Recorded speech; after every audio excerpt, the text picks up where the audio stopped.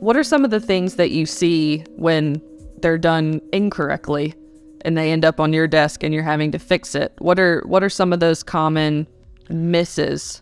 We're lucky at Jencap. We have a great group. There's a good team of us that understand what's going on, so we're happy to help out throughout the entire country and be a support to our retailers and clients. But as far as common errors, it comes down to the coverage. Somebody I had worked for years ago always said the devil's in the detail.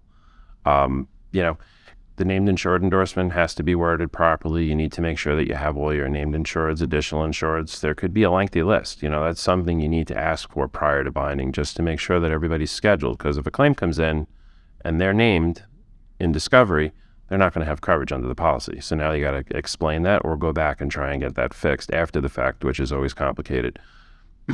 Having the right coverages. Again, there's a list of best practices coverages that we require on all of our programs. It could be limited professional liability coverage that we offer. It could, P&C, waiver of subrogation. A lot of times when something perks up that it's a problem is because something was missed and now there's a claim that's not getting paid. You usually don't know about it until you need it. until someone needs it, and that's why they start calling. So it's better to have the right set of eyes on it to make sure that it's done right. It doesn't help that every state is different too, right? Every state is different, and every construction project's different. I mean, we could talk. There's no consistency. Well, every area of the country has its own issues. Like New York is a whole nother discussion for various reasons, labor law particularly. But then you go down to Florida and South Carolina and California and Hawaii. Those are construction defect states where, homeowner or residential for sale claims are through the roof.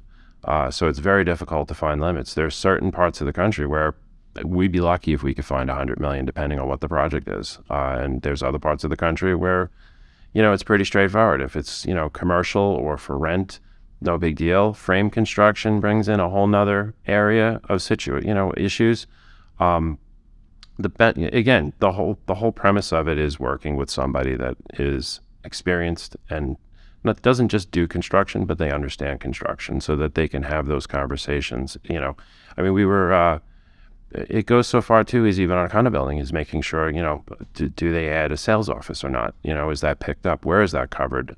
Do we cover the sidewalk claim? Is it construction related or not construction related? Those are the things you need to look at, have those conversations with the underwriters. But being with our group, having specialists, we have the market's ear. They want to work with us. They are willing to work with us because we understand what we're doing.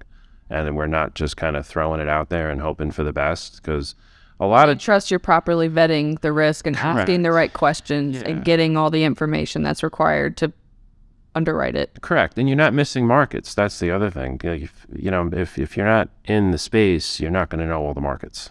And sometimes there are markets that certain companies could have a special program that we're aware of, and happy to put people in the right direction so that the insureds are. It's really about the insured at the end of the day when we're doing this. It's not about us. It's not about the income. The end result is the insured's a client, and they're the ones that we have to take care of. So when we do the right job for them, the deals usually go the right way, and everybody wins. That's kind of how I like to look at it. You got to work for the insured. But as far as talking about, one of the big things is the markets. There are markets that retail brokers can use, but generally outside New York construction, traditional wrap-ups, they call that the two-line wrap, comp and liability. The GL-only wrap space is pretty dominated by the E&S space. So many of our retail partners will come to us to help place those coverages because they don't have access to those markets.